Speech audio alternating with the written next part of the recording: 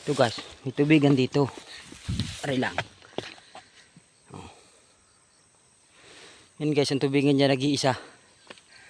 Oh, yung iba guys na sinangahan itong irrigation meron.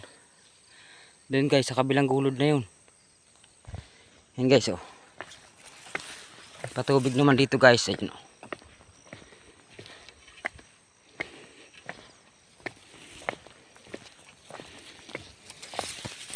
Yan guys, tubigan.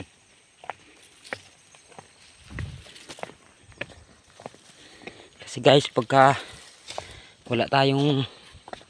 walang puhunan, hindi makakapagtubigan. Kasi malaki ang kapital bago magkaroon ng tubigan guys. Guys, oh, gaganda ng tubig. Doon yan guys nang galing sa bundok na yun. Yan.